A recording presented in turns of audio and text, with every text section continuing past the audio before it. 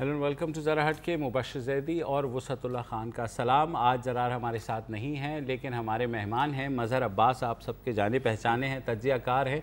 सोचा ये था कि आज़ादी सहाफ़त पर बात करेंगे।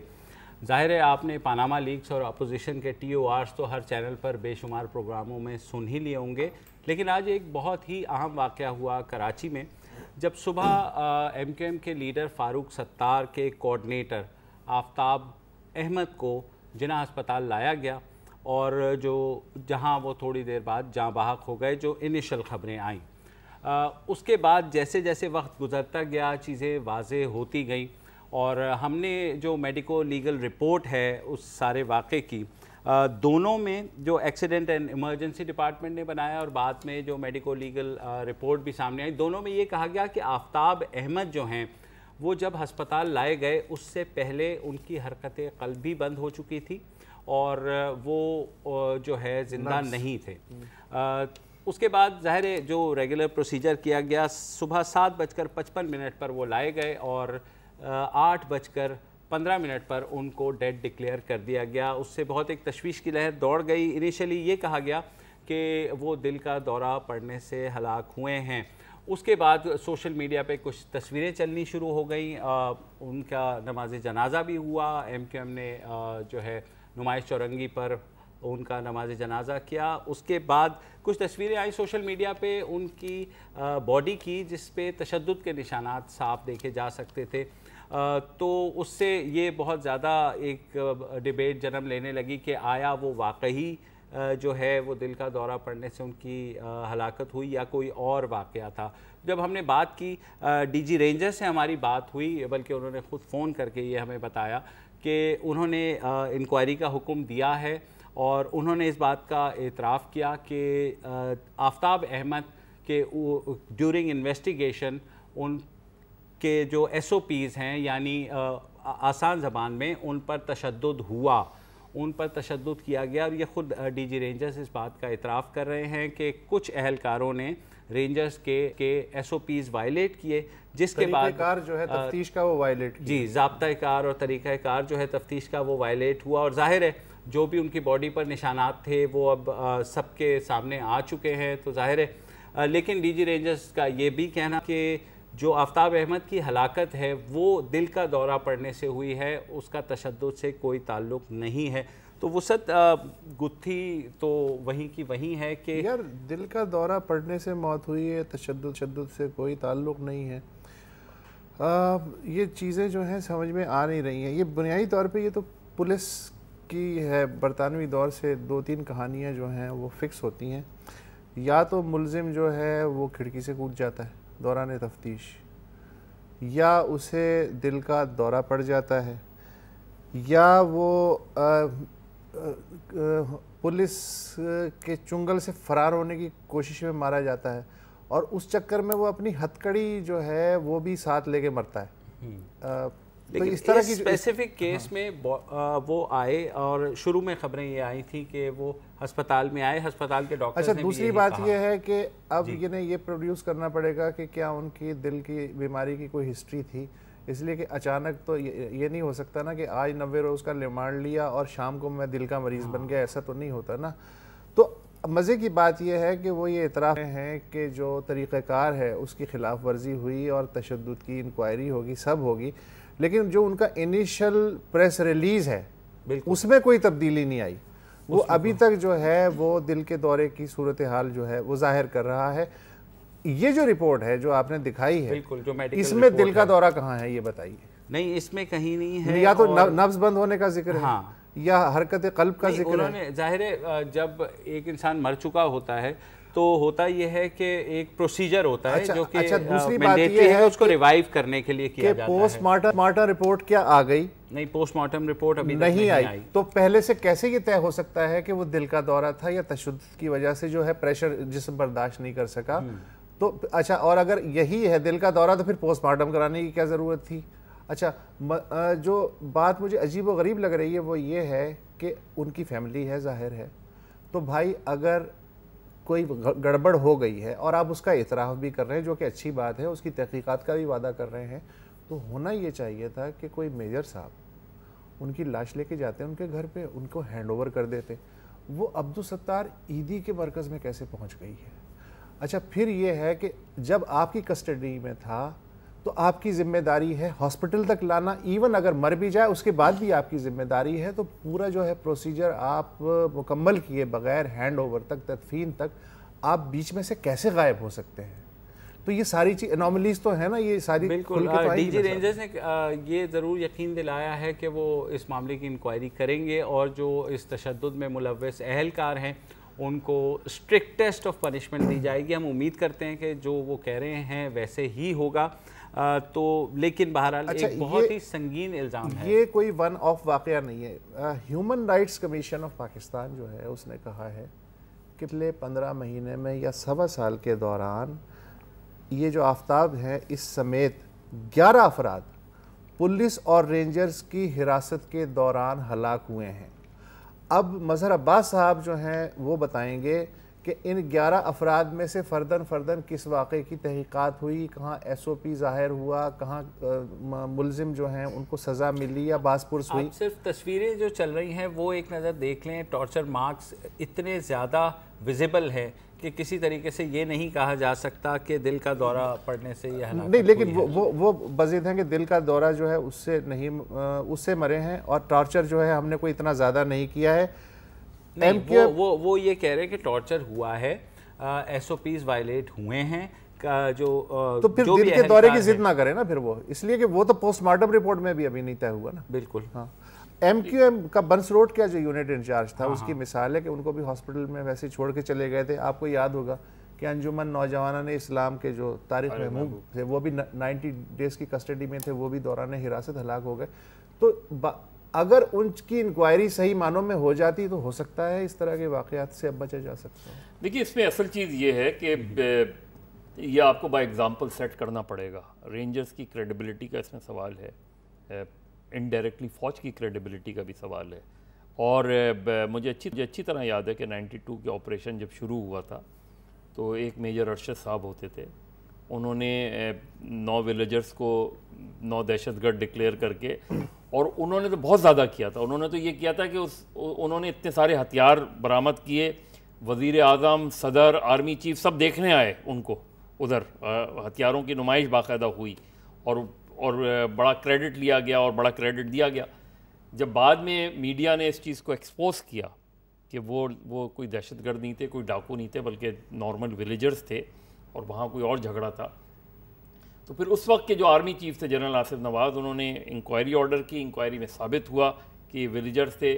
میجر ارشد کو گرفتار کیا گیا, ان کی پوری اس کمپنی کو ڈسبینڈ کیا گیا, سسپینڈ کیا گیا, اور پھر ان کا کورٹ مارشل ہوا, سزائے موت ہوئی, سزائے موت کیری ہوئی.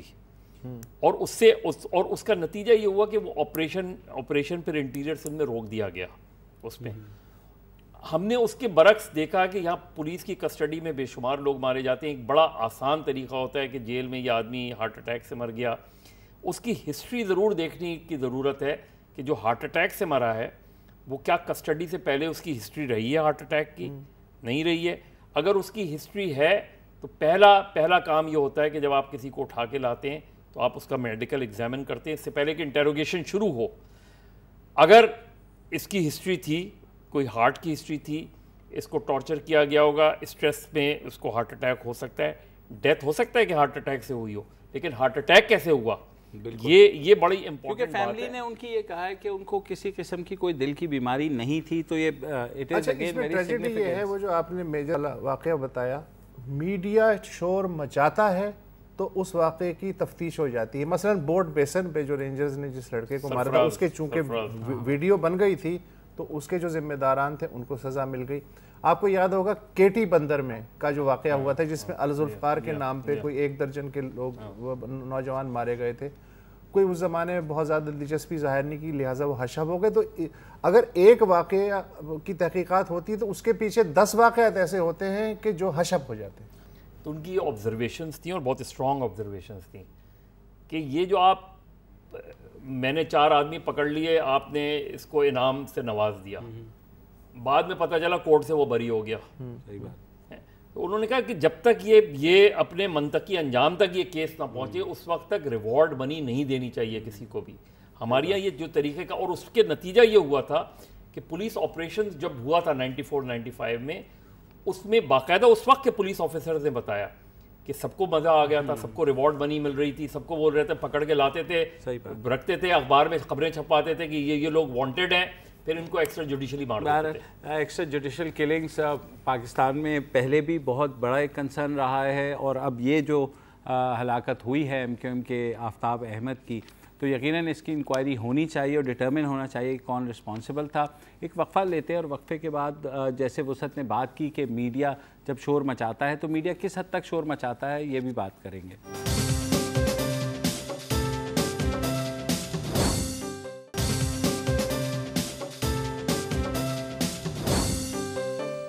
Welcome back. اور آج کا ہمارا جو اہم موضوع تھا وہ تھا آزادی صحافت.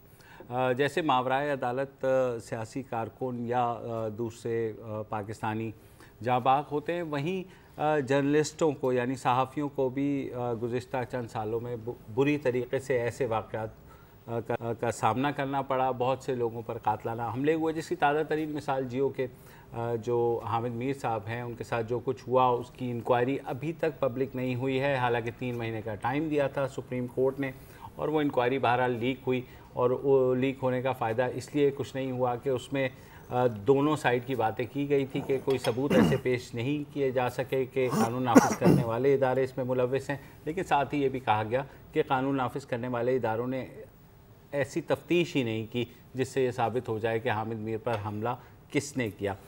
تو جناب ہر ملک کا دیکھیں ایک رواج ہوتا ہے. ہمارے یہاں رواج یہ ہے کہ انکوائری کبھی آفیشیلیز نہیں ہوتی، وہ لیک ہوتی ہے. رواج ہے ہمارے یہاں. مثلا حمود الرحمان کمیشن کو دیکھ لیں، مثلا ایبٹ آباد کمیشن الجزیرہ کے تھرو ہوا، حامد میر کی وہ بھی لیک ہوئی. تو یہ ہمارا سٹائل ہے.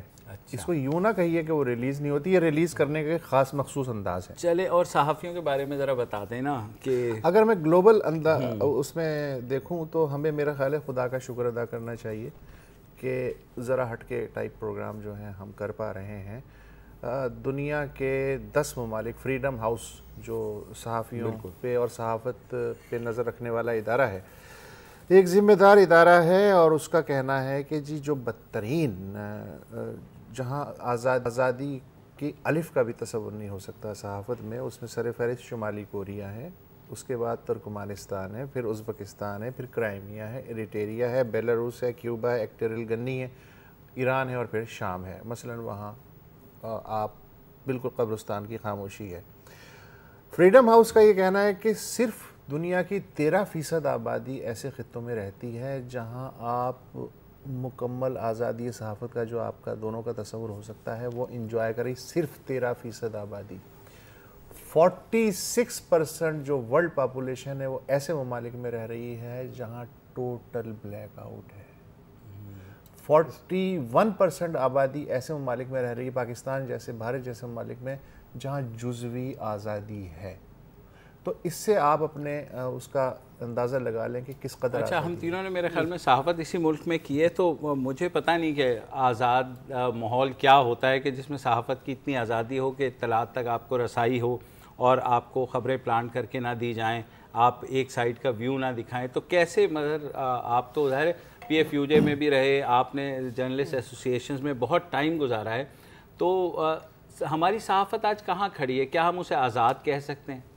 دیکھیں، ہم اگر کوئی نیا آنے والا ہوگا تو اسے بڑی آزاد صحافت نظر آئے گی.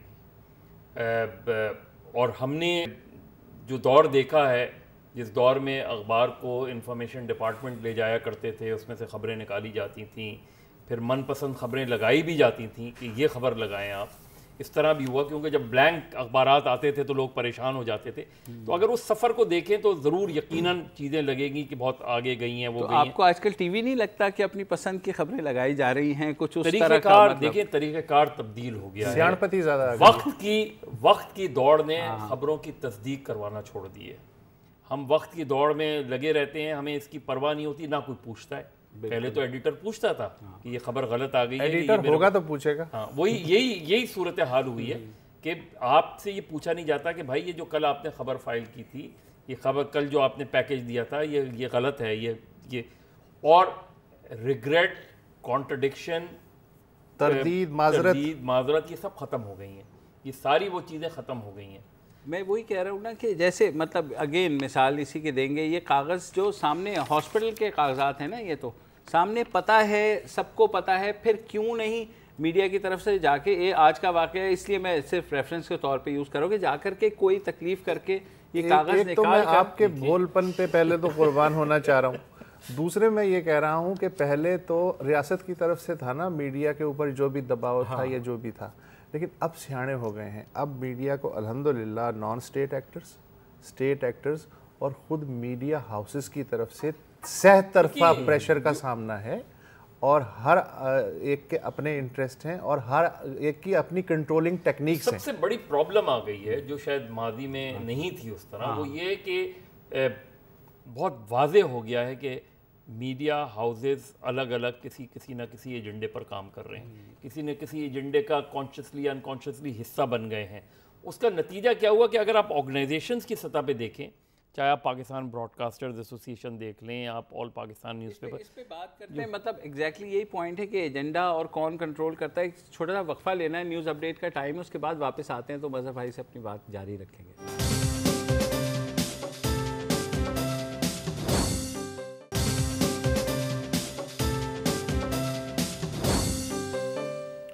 Welcome back. آج یوم آزادی صحافت ہے، اور وقفے کے دوران ہم ظاہر گفتگو کر رہے تھے تو ایک بات یہ نکل کے آئی کہ بقول مظہر عباس کے کہ آج کا جو صحافی ہے اس نے وہ مصیبتیں نہیں جھیلیں جو پچھلی نسل نے جھیلی تھی، اور میرا کہنا یہ تھا کہ آج کے صحافی نے وہ صحافت بھی نہیں دیکھی ہے۔ اب اس مقدمے کو آپ آگے بڑھائیں گے یا اس کا گلا یہیں گھونٹ دیں گے؟ اصل چیز یہ ہے کہ وہ ایڈیٹرز نہیں دیکھے جو آپ کی سٹوریز ڈسٹبن میں ڈال دیتے تھے، اور جب آپ کو آخر میں پتہ چلتا تھا کہ آپ کے سامنے تو انہوں نے ڈسٹبن میں ڈالی ہوتی تھی، لیکن وہ اٹھا کے پھر انہوں نے ڈراور میں رکھی ہوتی تھی تاکہ آپ کو بعد میں بتائیں کہ آپ کی جو اب اسٹوری ہے وہ کتنی بہتر ہے، اور یہ جو اسٹوری دی تھی آپ نے یہ کتنی، وہ جو چیز تھی وہ نہیں ہے۔ جہاں تک مصیبتیں ہیں وہ اسٹرگل ہی نہیں دیکھی، بدقسمتی سے وہ اسٹرگل ہی نہیں دیکھی۔ اور ابھی احفاظ الرحمان صاحب کی ایک بڑی اچھی کتاب سے بڑی جنگ جو 78 کی موومنٹ کی تھی، مجھے ابھی کوئی 5-6 مہینے پہلے معراج محمد خان کا فون آیا، انہوں نے کہا کہ مظہر بڑی ایک دلچسپ چیز ہوئی ہے، مجھے DIG اسپیشل برانچ لاہور کا ایک لیٹر آیا ہے، وہ بڑھنا صاحب کے ویئر اباؤٹس معلوم کرنا چاہ رہے ہیں، جن کے انتقال ہوئے کئی سال ہو گئے ہیں، اور انہوں نے یہ معلوم کرنا ہے کہ ان کا ایڈریس چاہیے ان کا، کیونکہ ان کو کیس کلوز کرنا تھا کہ ہم نے سنا ہے کہ ان کی ڈیتھ ہو گئی ہے۔ تو یہ جو چیزیں تھیں، وہ جو اس اسٹرگل کا جو رومانس تھا وہ نہیں رہا۔ مظہر وہ ایک تو رومانس ہوتا ہے اور ہر نسل کا اپنا ایک رومانس ہوتا ہے۔ میرا اپنا خیال یہ ہے کہ ظاہر ہے کہ وہ ایک بہت ہی رف قسم کا دور تھا جس کی طرف آپ اشارہ کر رہے ہیں۔ آج چیزیں سوفسٹیکیٹڈ ہو گئی ہیں، اس کا مطلب ہے کہ جبر کے طریقے بھی سوفسٹیکیٹڈ ہو گئے ہیں۔ مثلا پہلے یہ ہوتا تھا کہ جی خبر پھاڑ دی، نکال لی کاپی میں سے، اب آپ جہنم میں جائیں، آپ کیا کرتے ہیں کیا نہیں کرتے ہیں انہیں اس سے غرض نہیں ہے۔ لیکن آج ظاہر ہے کہ یہ کریں گے تو بدنامی ہوگی، سب کو پتہ چل جائے گا۔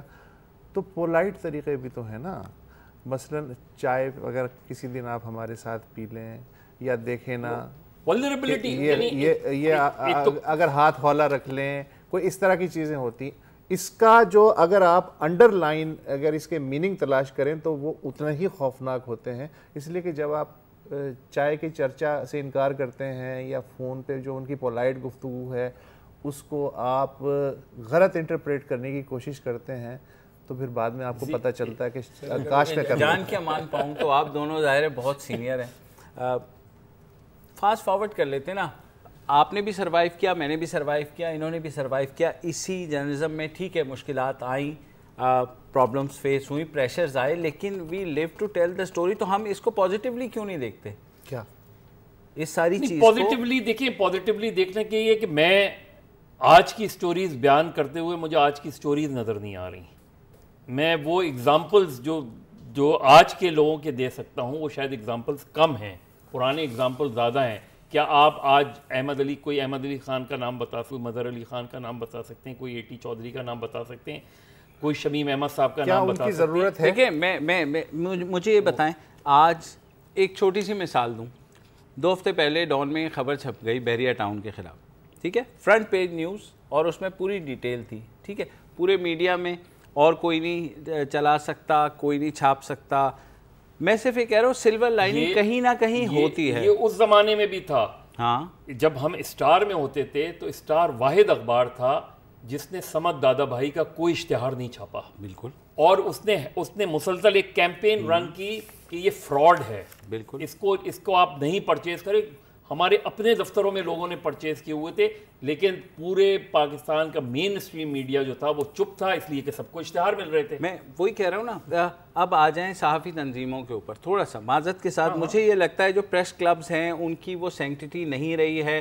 وہ اب زیادہ تر شادی ہالوں میں تبدیل, مطلب شادی ہالوں سے مراد یہ ہے کہ they are up for rent, کہ کسی کو بھی پیسے لے لے, کسی نے بھی کچھ بولنا ہے. پہلے کراچی پریس کلب کی میں ایک چھوٹی سی مثال دوں کہ ایک بہت زیادہ سینکٹیٹی ہوتی تھی کہ کوئی آؤٹ سائڈر جو ہے وہاں پر اس طرح, آپ تو ظاہر فیملیز کے ساتھ آتے تھے, میں تو اسلام آباد میں ہوتا, تو میں نے دیکھا آپ لوگوں کو فیملیز کے ساتھ.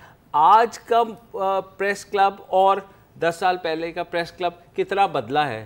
دیکھیے اس وقت موٹیویشن اور کمٹمنٹ کے ساتھ لوگ ہوا کرتے تھے. وہ کمٹمنٹ ہمیں تنظیموں میں کمزور نظر آتی ہے, وہ پولیٹیکل موٹیویشن نہیں نظر آتی, شاید بیک گراؤنڈ کی وجہ سے نہیں نظر آتی, ہو سکتا ہے بہت زیادہ بزی بھی ہوں. مظہر اس کی دیکھو کوئی وجہ ہوگی, اس لیے کہ جو جس جنریشن کی آپ بات کر رہے ہیں 2001 تک کی وہ جنریشن تھی. اس کے بعد ایک میڈیا میں جو سیلاب آیا چینلز کا, تو انہیں نئے ریکروٹس کی ضرورت تھی. وہ اس بھٹی سے نہیں گزرے اور ان کو وہ تجربہ نہیں تھا, تو وہ ظاہر ہے کہ وہ جب میجورٹی میں ہوں گے تو جو پرانی اقدار جن کی آپ بات کر رہے ہیں وہ تو ڈیفینیٹلی متاثر تو ہوں گے. دیکھیے 2007 میں مشرف صاحب نے جب ایمرجنسی لگائی, میڈیا کو پابند کیا, تو تقریباً 88 ڈیز تک کنٹینیوس موومنٹ چلی ہے اس میں. اور اس میں عید کے روز بھی لوگ آ کے کیمپس میں بیٹھا کرتے تھے, بڑے لوگ, ایون احمد فراز مرحوم بھی آئے بیٹھے اس کیمپ میں, بڑھنا صاحب بھی آئے. ادھر ہی کراچی میں کوئی تقریباً 150 لوگوں نے گرفتاری دی انہوں نے, تو وہ اب بھی تھی. لیکن پھر مجھے ایسا لگا کہ شاید بہت کانشیسلی یہ فیصلہ کیا گیا کہ اس کو کرپٹ کیا جائے, میڈیا کو تقسیم کیا جائے, میڈیا ہاؤسز کو تقسیم کیا گیا, اونرز اور براڈ کاسٹرز کی ایسوسیشنز کو مختلف اس میں بانٹ دیا گیا. آپ دیکھیں نا کہ باقی سب چیزیں چھوڑیں, آپ بہت سے واقعات میں دیکھیں کہ لگتا ہے کہ یہ تنظیم اس چینل کے ساتھ ہے, یہ تنظیم اس چینل کے ساتھ ہے. ہم نے اپنے آپ کو اس طرح تقسیم کر دیا ہے کہ اگر کل کوئی ایسا غیر آئینی اقدام فرض کریں اس ملک میں ہوتا ہے, تو مجھے نہیں لگتا کہ میڈیا اس طرح کی لڑائی لڑنے کی پوزیشن میں ہوگا جو ہم نے 70 میں لڑی, جو ہم نے 78 میں لڑی, جو ہم نے 2007 میں لڑی. مجھے وہ کمی نظر آ رہی ہے.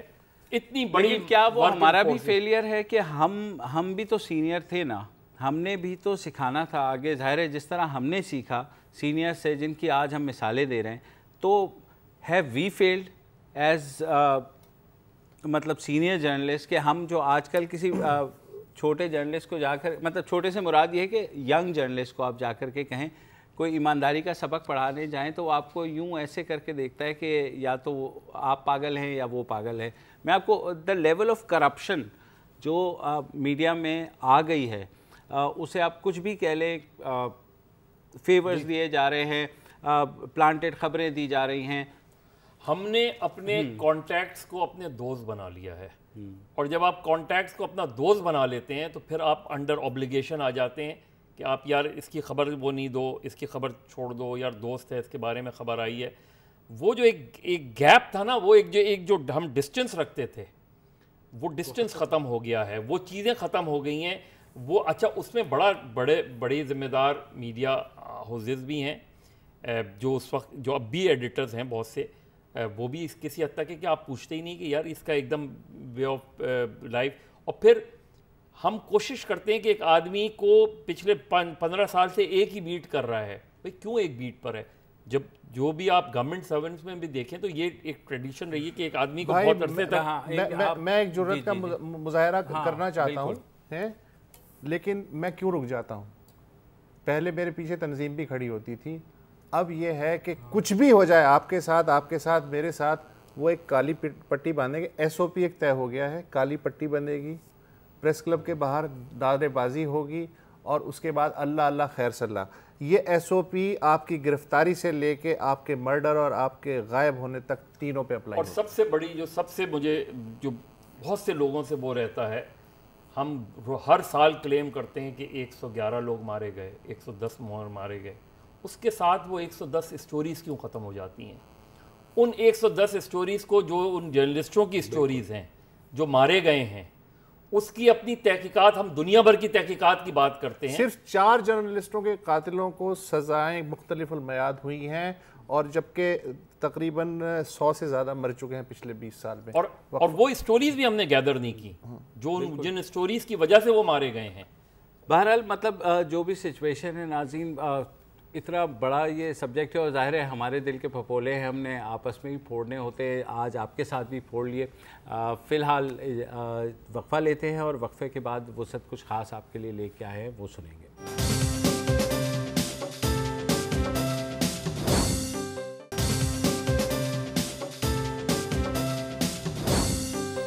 اچھا جی، ہم نے پچھلے آدھے گھنٹے میں بہت بھاری باتیں کر لیں. ایکسٹرا جوڈیشل کلنگ کے بارے میں بات ہو گئی، آزادی صحافت ہر چند کے ہے پر نہیں ہے، اس پہ بھی سیر حاصل گفتگو ہو گئی.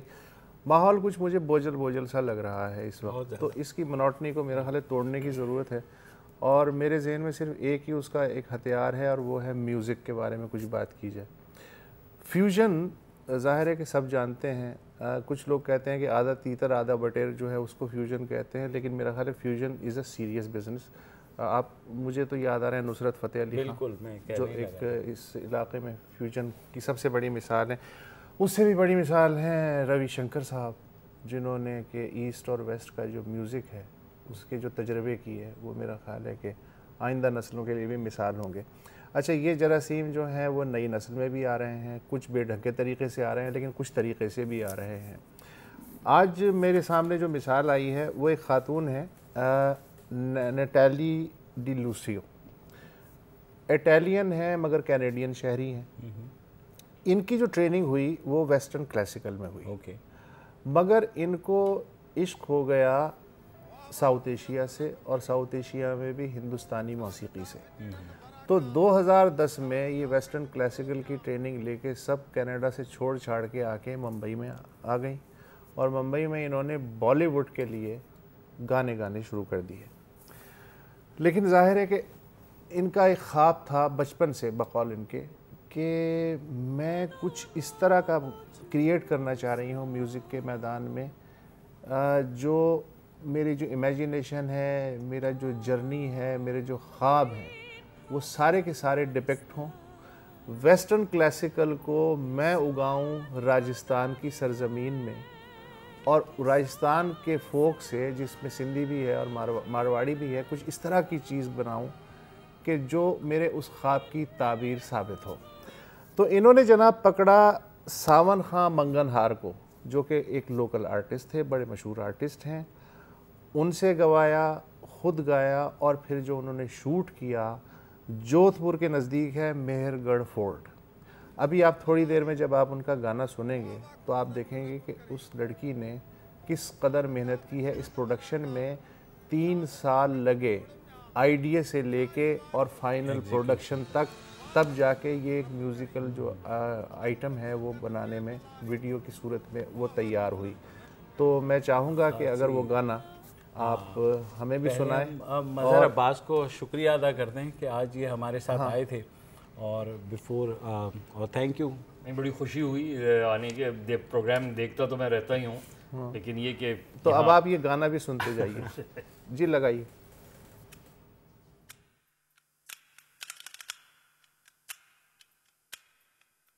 واہ قدرت رب کریم اج تے ملکن بے ملاری، واہ واہ قدرت رب کریم.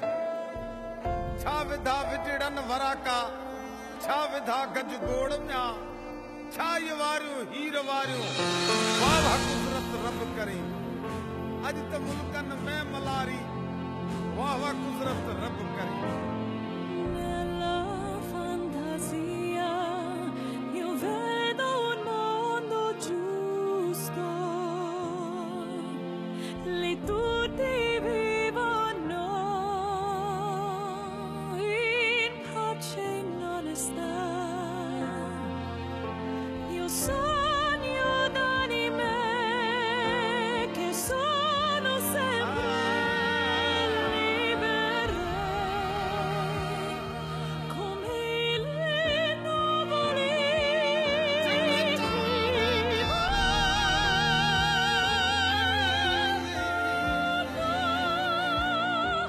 via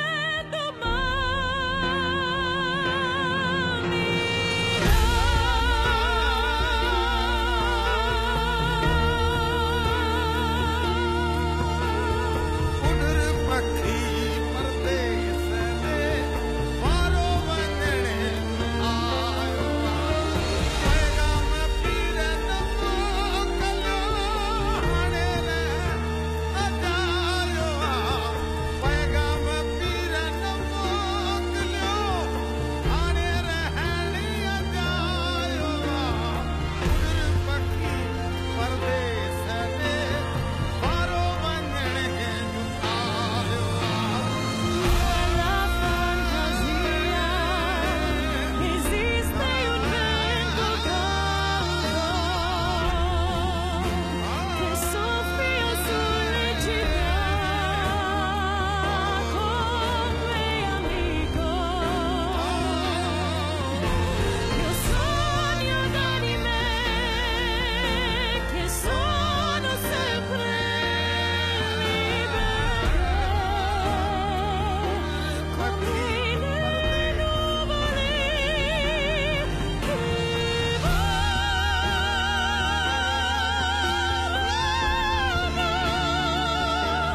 via domani.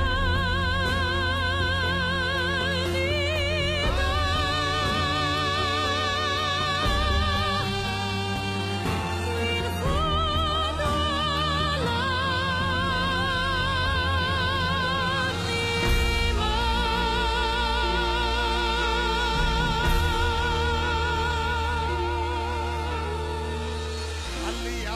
हलिया तू हलिया तो समा प्यार करया तो जेड़ो सुहिणो यार करया हलिया तू